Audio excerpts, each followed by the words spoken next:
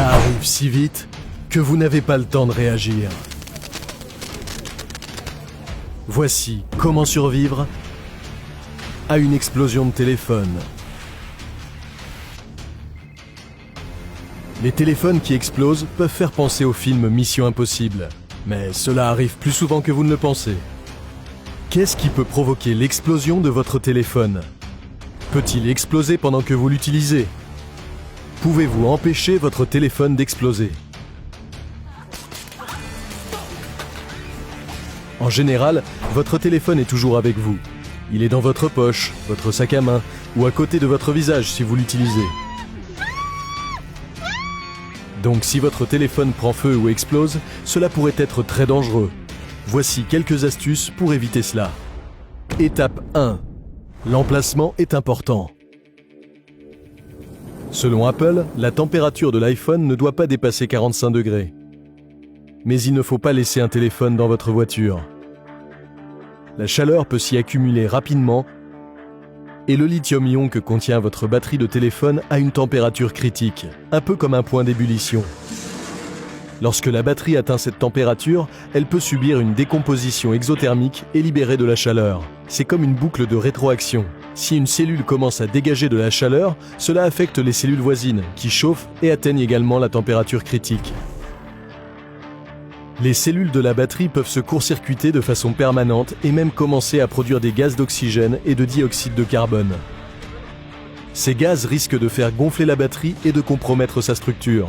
Heureusement, votre téléphone ne risque pas d'exploser après avoir été laissé dans la voiture. Mais si vous remarquez que votre téléphone gonfle, cela peut être un avertissement. Étape 2. Ne le rechargez pas dans un endroit chaud.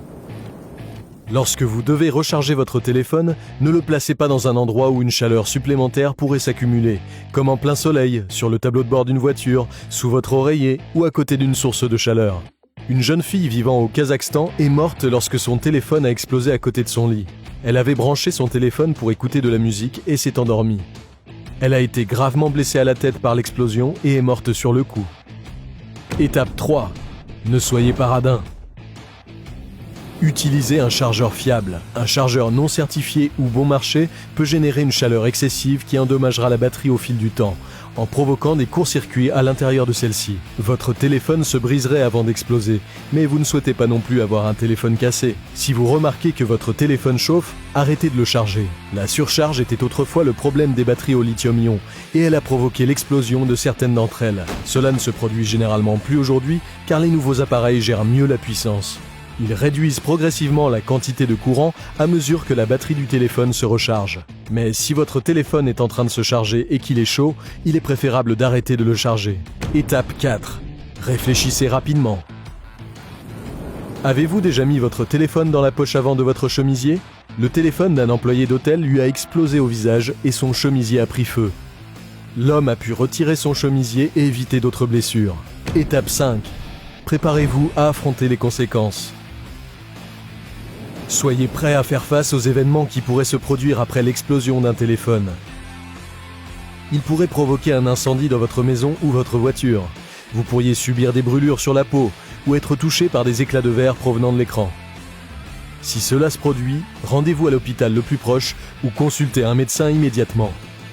Si vous voyez les signes avant-coureurs d'une explosion potentielle de la batterie, comme un gonflement, un sifflement provenant de la batterie, ou si le téléphone devient chaud et ne refroidit pas, éteignez-le. Ne faites pas comme si de rien n'était. Nous faisons tellement confiance à nos appareils que nous oublions parfois qu'ils ne sont pas parfaits. Et les choses peuvent arriver si vite qu'il n'y a pas le temps de réagir. Comme pour un autre type d'explosion, l'explosion d'une grenade. Mais nous avons une vidéo pour ça aussi. Pour être préparé et rester en vie, continuez à regarder les épisodes de Comment survivre.